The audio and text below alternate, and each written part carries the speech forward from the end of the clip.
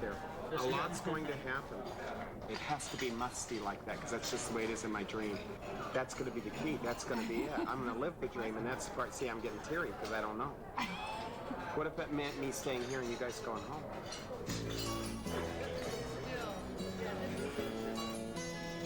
I've got 2 lathes. And then I got a little dot on my forehead like everybody else did.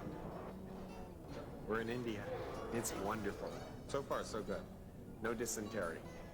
There's a country where no one knows what's going on in the rest of the world. There's a country where minds are closed with just a few asking questions. You can't hide in a gunman's mask or kill innocent folks and run. But if you're good at it, they might ask, come on over to the other side. There's a country that's tired of war. There's a country that's scared inside. But the banker's open and you can draw for guns to fight in the backyard.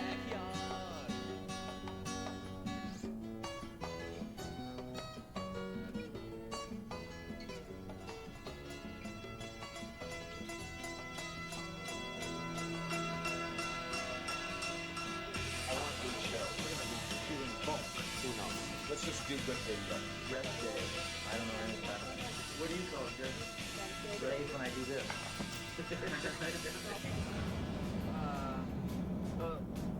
I don't understand your question.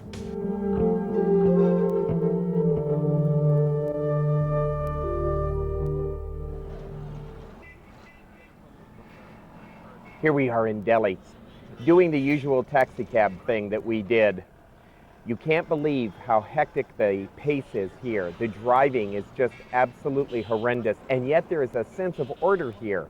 We never saw one single person get hit. It's amazing in India how people drive. It makes LA look like nothing. This is called the Red Fort. I don't know why, but this is what it's called, and it went for miles and miles and miles. I have to tell you right now that I wasn't going to India for an historic journey. I was going to get the feel and to fulfill a kind of spiritual quest in me. Here we are in Delhi, in the market center, watching all the people do their thing, and it's amazing to me as I watch them how very similar we all are in so many ways. Buying things, selling things. The people here were very kind to us. We looked very strange to them, these Westerners sticking out like a sore thumb, but nevertheless, we were as intriguing to them as they are to us. And there was a friendliness about this intrigue that made our trip very, very special. Everywhere we went, there were throngs of people moving, going somewhere, doing something to earn a living. And that's what made it so interesting to me. How friendly they were, how kind they were, and the way they earned their living. With no hectic push. If you wanted to buy something, bananas were there, oranges were there, it was all there. All you had to do was look. But they were never bartering, and they never pushed themselves on us. That's kind of the flow of Delhi. It has a lot of pollution, but it also has a lot of intrigue.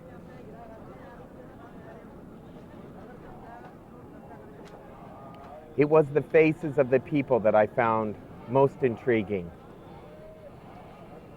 Their faces were not just that of an Indian.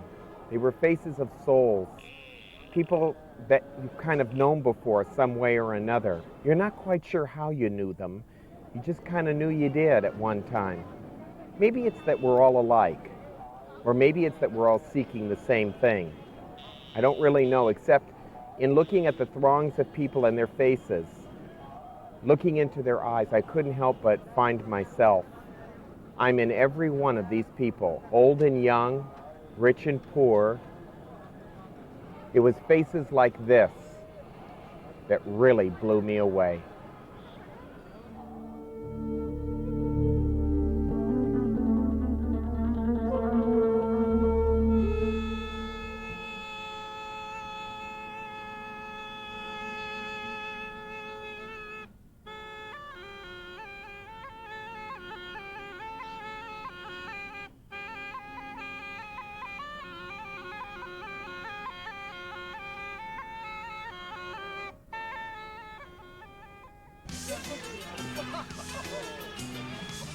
excited? That stuff dripping down the back of you.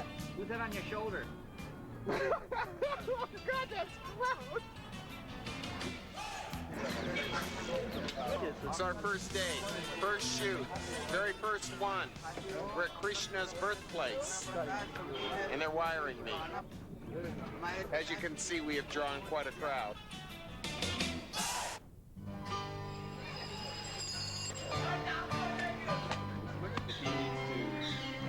But he wouldn't know what to say. She's saying it in English. I'll try it. Attend a ceremony. So we'll let us come in the door there to the sky.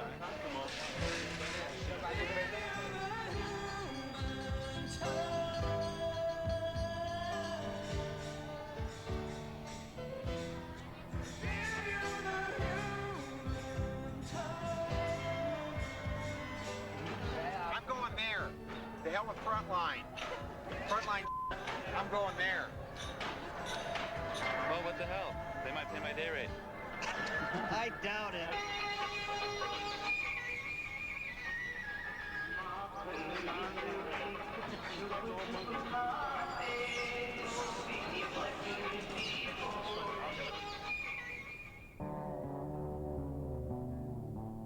Situated on the banks of the Yamuna River, Vrindavan is truly holy ground. A city with more than 1,000 shrines, this is the home of Lord Krishna, the Hindu embodiment of human love.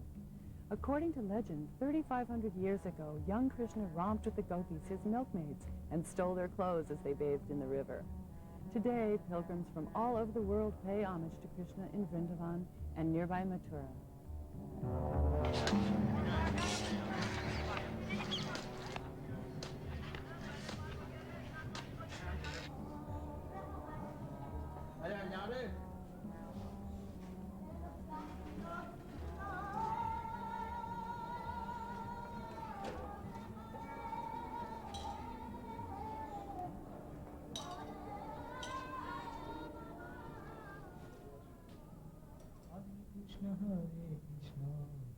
During the time of Krishna, the entire area surrounding Vrindavan was a beautiful garden. What remains is this holy ground and shrine known as Nikunjaban. Scores of monkeys linger about the grounds until dusk, when they all depart so as not to tempt fate. Because, it is said, to stay in the garden after 8 p.m. is to die, for that is when Lord Krishna returns to play again each night.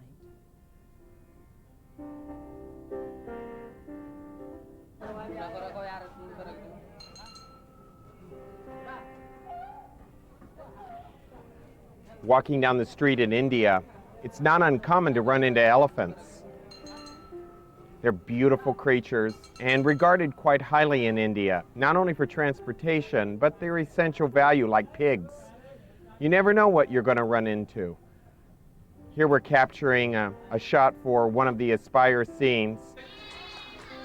Probably one of the most interesting aspects was just walking through these little towns and not just looking at the people, but feeling the charisma of the town itself. Although all the towns looked the same to the eye, each town had its own vibration. Everyone here was about their own business, doing what life required of them to live. Selling, sharing, loving, and always having time to be with each other, to talk, to help each other. We saw a lot of people with great religious devotion, devotion that you don't see here in the West. Their devotion is much like our devotion to football, baseball, money, movies. Only their devotion runs real deep into the heart.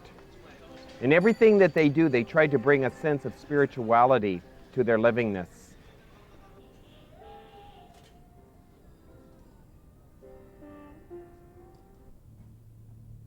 Gobind Deo is one of the largest temples in Vrindavan. Built in 1590 with the encouragement of the Mughal Akbar, a giant oil lamp burned continuously for years from the upper story. The lamp was visible from as far away as Delhi, much to the disdain of Aurangzeb, one of Akbar's descendants.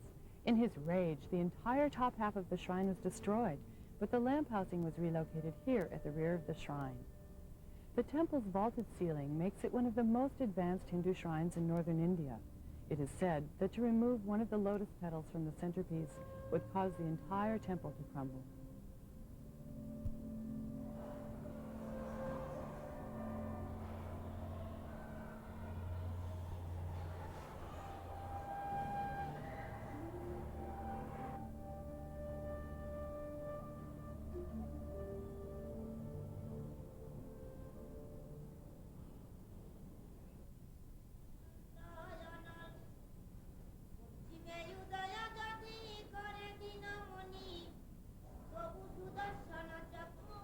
Donations given in tribute to Krishna here in Vrindavan serve to aid the poverty-stricken, orphans, and destitute widows, many of whom have lost their husbands in the war with Pakistan. In return, a tile is inscribed with the names of one's family and is placed amidst the hundreds of thousands of tiles adorning the city. Perhaps less tangible, but more important, is the grace and blessing of Lord Krishna, received by one who gives freely and without reservation.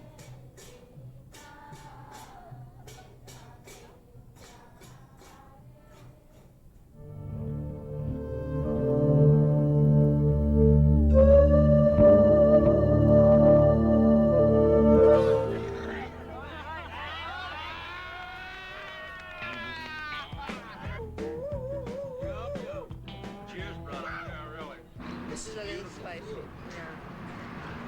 This would go to India for it. Used to bring it up. Yeah, This is it. this is it. Oh, I had some of this.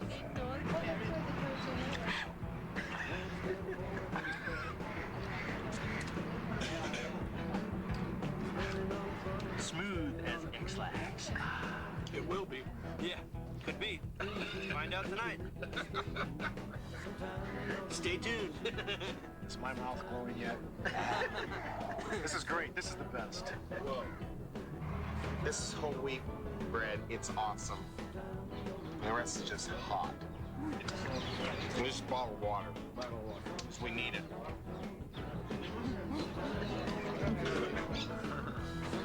You want me to go clear so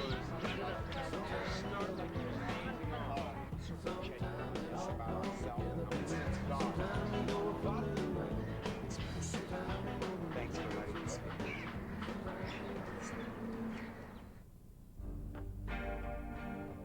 Ahmedabad, with a population of 3 million, is Gujarat's largest industrial city, producing about 1/3 of India's total textiles.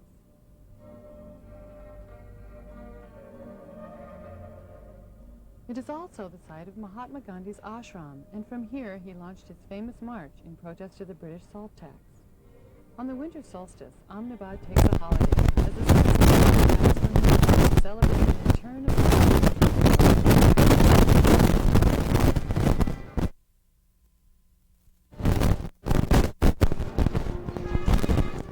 It must be understood that India is not a land of poverty, like so many people in the West like to paint it.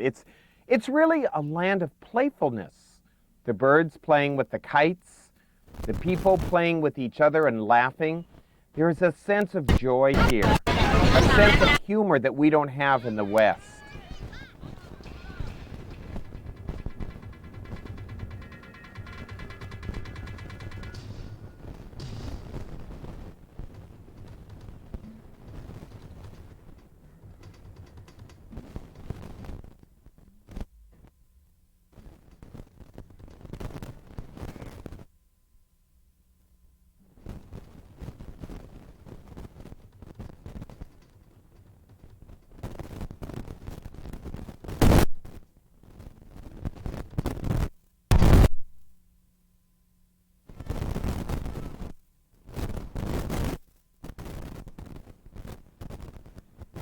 A lot of people think that India is primitive. I don't think of it as primitive. It's more simple. It is getting back to the very basics of life. And in that way, we were all very astonished and a bit disoriented because the Indian way is not the way of the push and shove of the West. In here, we see things as simple, just moving things simply, not trying to push things ahead of themselves, but letting things happen as they need to. It's really quite a contrast from the way we live here in the West.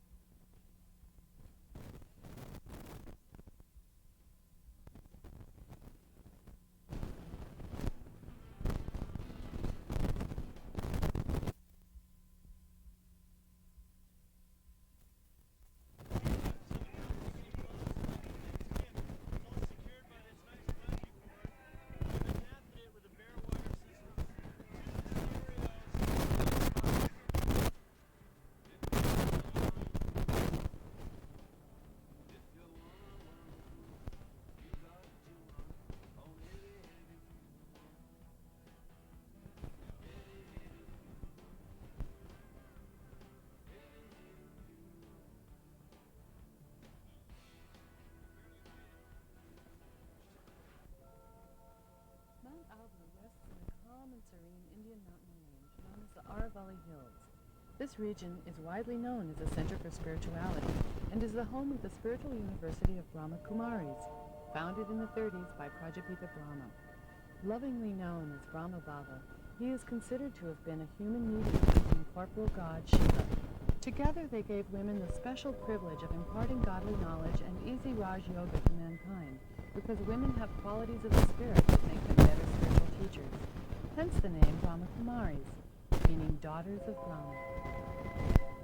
The Spiritual University has 1,000 centers worldwide. Its aim is to raise the wealth of men, in the minds of individuals and the world. The institution achieves festivals,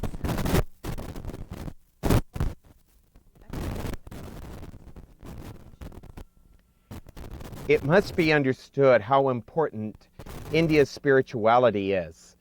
It is not a national sport in India. It's a way of life in India. Whereas with us in the West, it's a matter of being right. To most Indians, it's a matter of a spiritual pathway, a way in which to live their life more gently, to put more love in everything they do, from gathering food and working in the shops to preparing food for people to eat. It's all a meditation.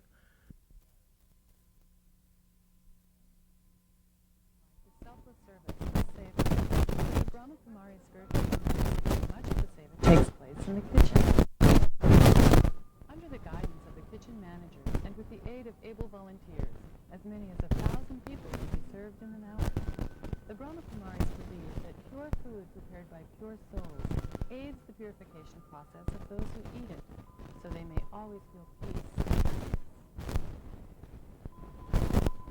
But the real expression of spirituality comes in the practice of karma yoga, where each of the self is perceived.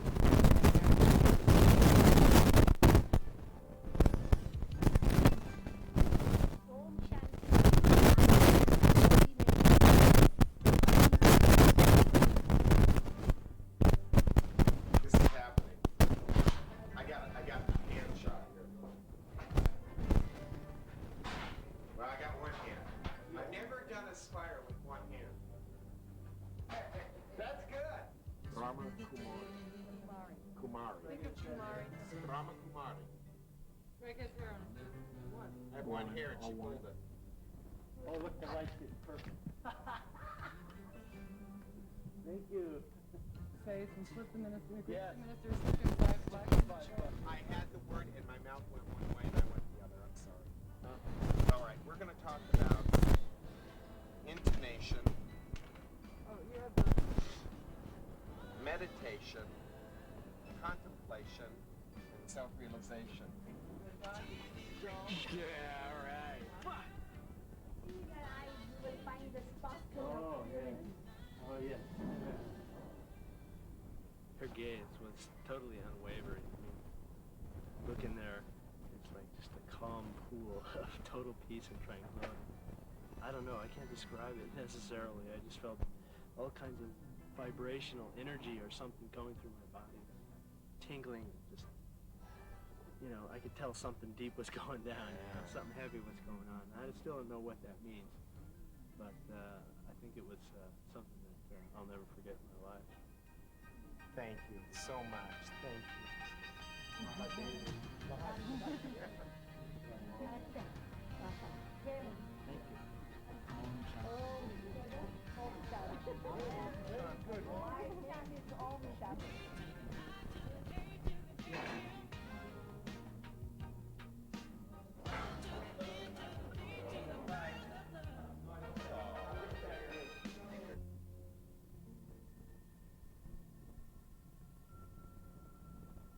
The founding father of the Brahma Kumaris World Spiritual Institute, Prajapita Brahma, used to bring all his children to this place, particularly during the sunset. And Raj Yogis have meditated on this rock and they have given a lot of spiritual vibrations and spread across the world of vibrations of purity, vibrations of love, vibrations of peace, vibrations of light, vibrations of positive thoughts. Many tourists are also attracted to this place and they meditate here and they think of God. they get charged, they get enlightenment, they get peace, and become an embodiment of peace, embodiment of love, embodiment of happiness, and thus they can contribute greatly for the well-being of the mankind and for also for their own welfare.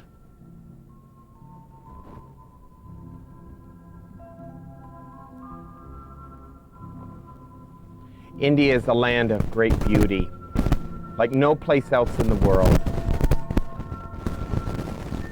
Typical city in Mount Abu, in fact, maybe the only one I think we were at. But you can see the beauty of the landscape, the ancient buildings. It's hard to tell how old they were. Nobody could tell you how old anything was. I love this shot. Absolutely beautiful India.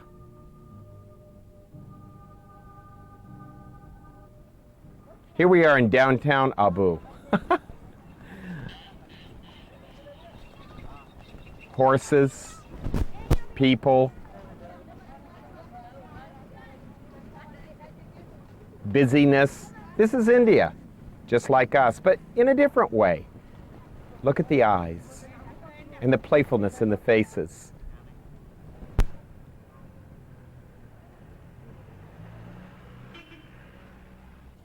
Wherever you look, something's always happening. That's the interesting part of India.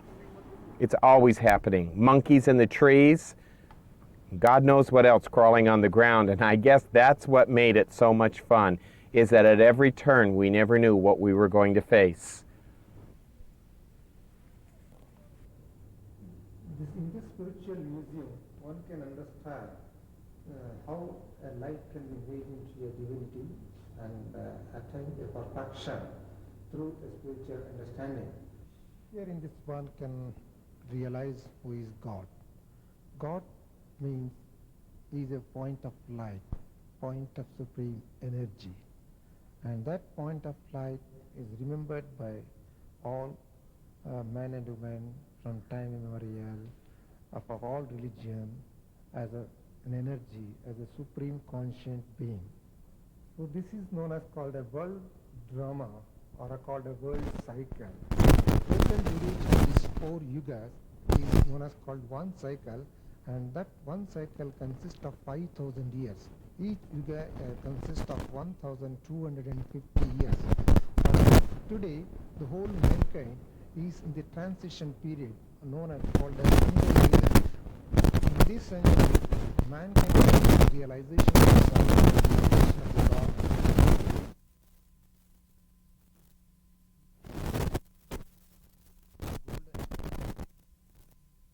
For example, the Abraham Key, the 2,500 years back, the Islamic religion was established. Then Buddha came about 2,250 years back, the Buddhism was started. So after that, the Christ came, Christianity or the era of Christ was started. Now all the religion have come to a ending period that is known as called the Sangam Yuga. At the top you can see where the Adam and Eve are called in Indian language Brahma and Saraswati are there. New creation is going to take place, or the new world order is going to take place very soon.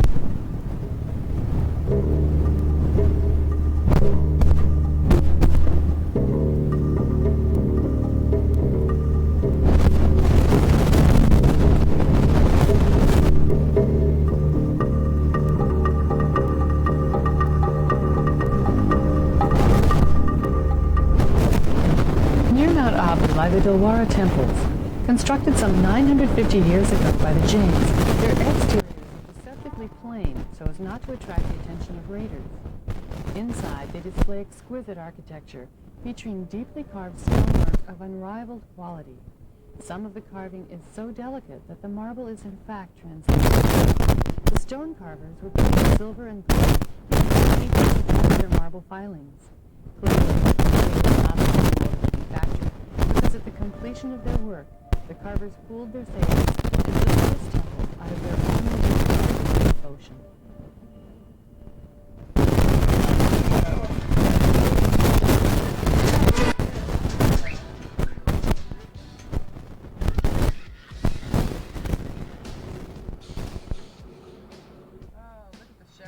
On the field. This is pretty land. It's lush. Wonder where we are. So we're traveling east to Delhi, right? North.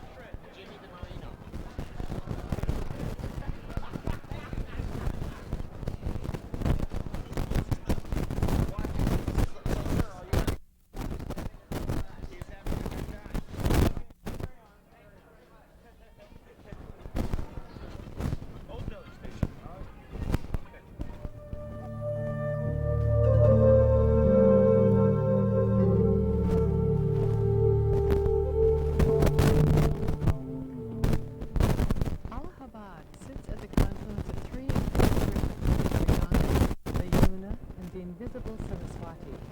This meeting point, the Sangam, is considered the greatest cultural practice. Once a year, a large bathing festival springs up in this community. It attracts thousands of pilgrims from all over India.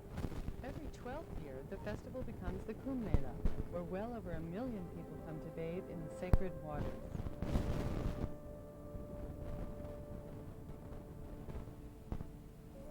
Here we are at the Magh Mela. This was a truly unique experience. I don't really know how I'm going to explain this to you. Thank God we have pictures, but even the pictures don't do justice to the feeling. Consider that there were 700,000 people here, all seeking to find their way, a spirituality. This is kind of a spiritual fair. All sorts of masters and gurus, sages, sadhus were there. Everybody looking for truth in their own way. They came to the Ganges here to try to find healing and happiness, a sense of purpose and enlightenment. But it's the way they go about it. They are not fanatical, they are simple. And that is one of the major words that we need to understand if we are to appreciate India, is that it is in its simplicity that its people find their way. These pictures maybe will show you a little bit of that simplicity.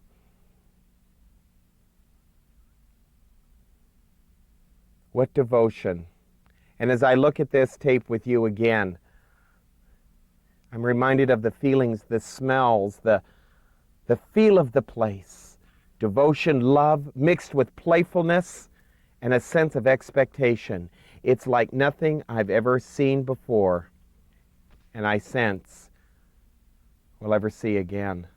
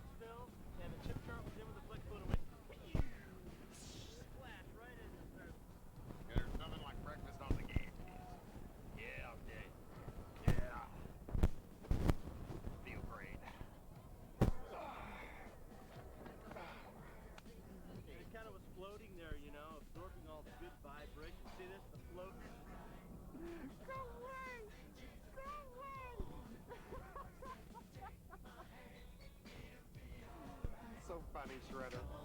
And now, whenever we wipe out our cameras on it, it will look stiller and supreme. These things here, they're like $50, something ridiculous. It's something totally obnoxious to do. Then we just doused it. It's not a virgin anymore. Good stuff? Good stuff. Where'd you get nails? Yeah, we've had problems with addiction on the road. We kept looking for a Holiday Inn, but as you can see, there weren't any. Look at all these tents filled with people waiting to meet their guru. The streets are empty, believe it or not, in this shot. Not everybody was up and around. This was early morning. We tried to get a jump on this so we could film what we wanted before the crowds got too massive. As you can tell, transportation is a shtick here, a real problem. Very primitive. Look at this. Would you do this? This guy is brave. We have no idea what he was doing. And then you have the simpletons. Again, you have to admire the beauty of this. There he is making his morning pot of tea, cleaning, washing clothes. And look at the smile on the faces. Always happy to show you their way of life. Never ashamed of who they are. The ritual, the devotion, it's all India. Such love in their work. Bright colors everywhere. People not only doing business, but recording their spirituality. It's their posterity that means so much to them. No, this isn't Rodeo Drive. This is India. You can always tell by the faces of the people.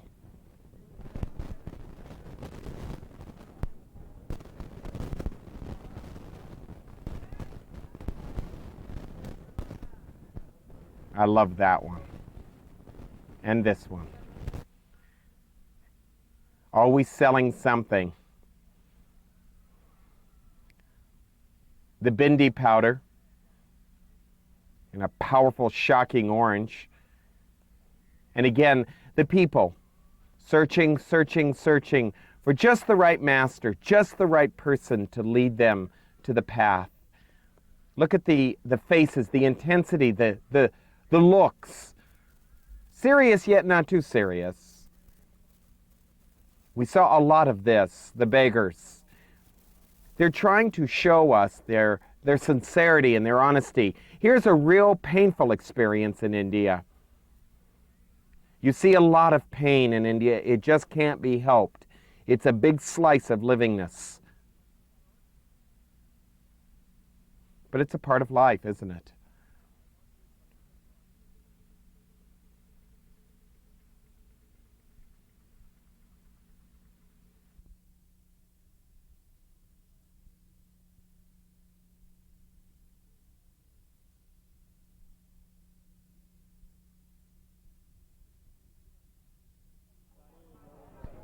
There's a sense of mercy that they are looking for and that they feel that they deserve. And they feel like they're paying for whatever it is that they need to pay for in this life, and they're more than willing to do it. It's humbling, to say the least. Again, it's a very humbling experience because we in the West look at it as so impoverished, and they're not looking at it as though it was poverty. They're looking at it as though this is the way life is, and we're not here to change it. It is as though the infinite has touched them, as though the universe has touched them, and whatever goes, goes, and it's cool. Consecrated in 1886, this temple was built at the confluence of the three holy rivers of Shankaracharya, who founded the Saraswati order of monks. He is credited with reviving Hinduism in the 8th century, after the influence of Islam and Buddhism contended for the spiritual minds of the people.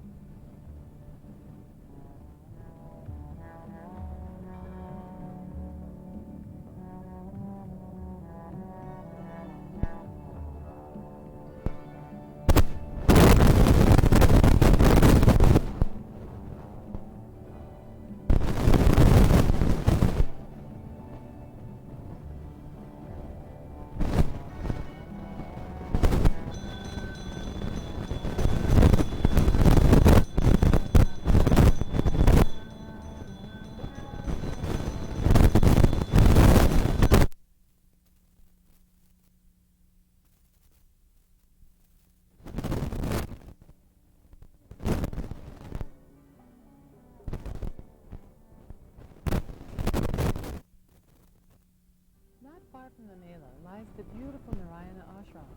At the invitation of Sri Nirmal Narayan Maharaji, we visited the grounds where her predecessor roamed until she took leave of her body at age 36. Our cameras were blessed with the honor of experiencing the spiritual energy radiating from her private quarters and Samadhi shrine where her body is lovingly preserved.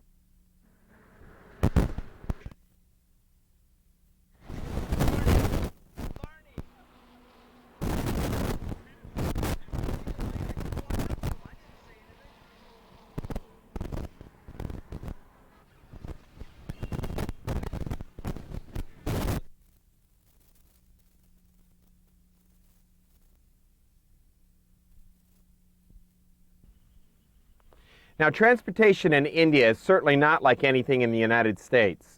Anything with wheels that rolls is considered transportation in India. And while we were on a bus that was considered by Indian standards quite cushy, to us it was rock and roll time. Ah, look at this.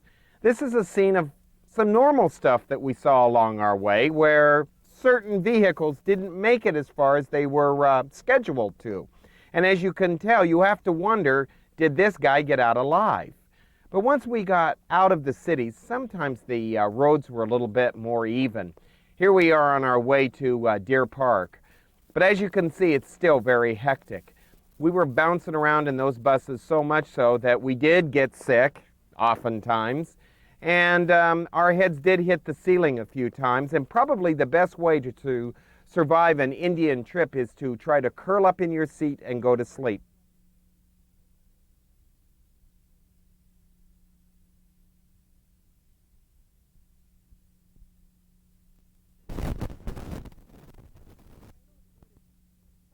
Where Buddha came. 2,500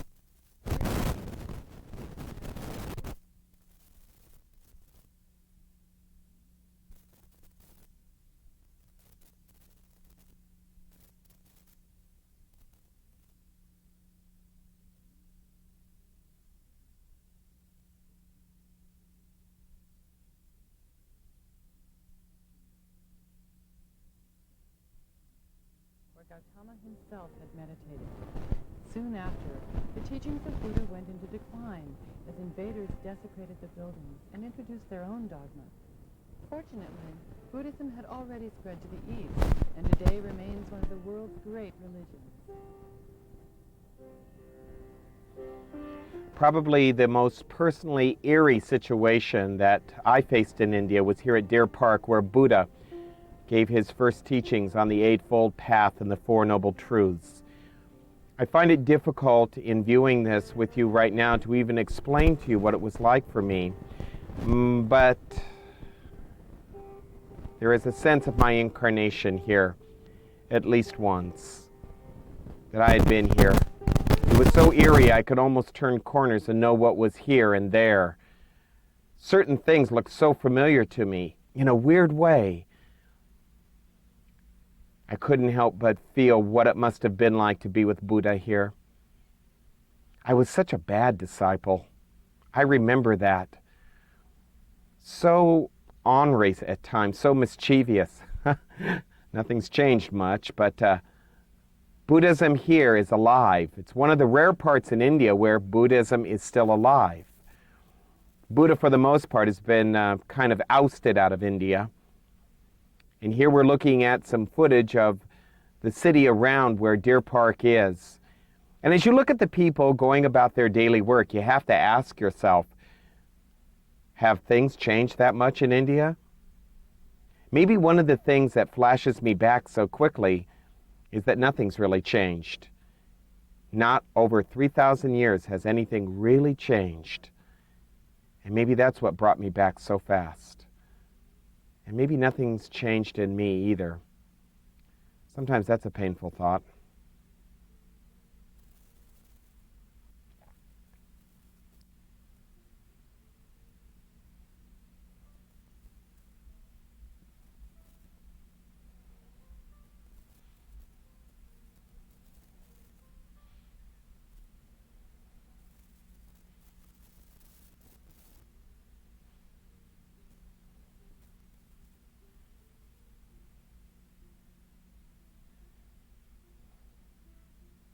The thoughts that kept going through my mind was, I've been here before. I've done this before. I've felt this before. I've smelled this before. I've seen this before. And I didn't want to miss it again. So even the simplest things were important to me.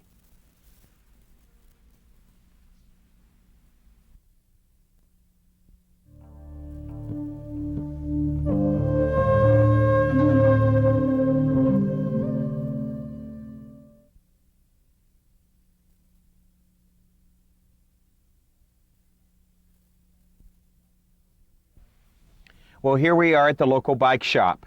No, these are not slums. This is a little city in India on our way to Rishikesh.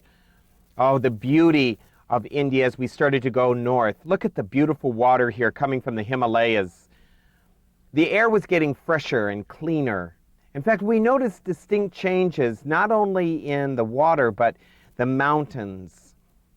Words could not express to you how relieved we were to get out of Delhi in that air, which was so confined with pollution, to this beautiful, beautiful area where there was nothing but fresh air and clean water and a change in scenery.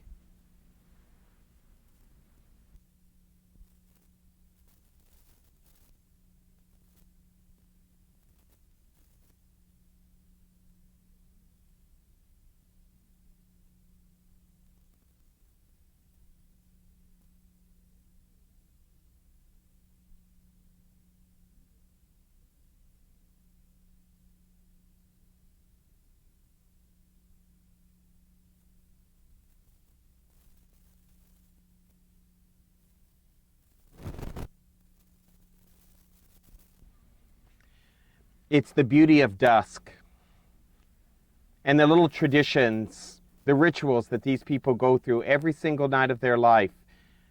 A sense of their own devotion again to spirituality, and that word devotion keeps coming up over and over and over again because that's what they are, playfully devoted to God.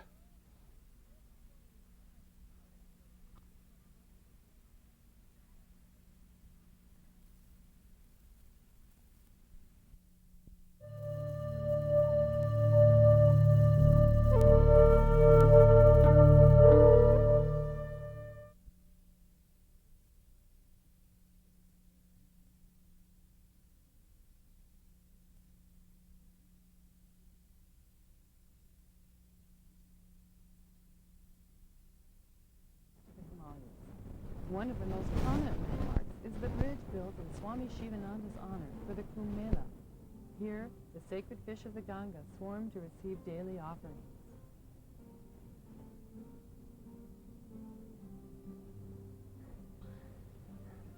Now, Rishikesh was one of the most special stops that we had. It was our last filming gig. Look at this beautiful bridge. Unbelievable, especially in India. I never would have thought that an Indian could have built this. Well, It must have taken a group effort, a big one, because in India, building things like that is a phenomenal experience. The water here was very pure. The air was absolutely clean. We were so close to the Himalayas. Look at this shot.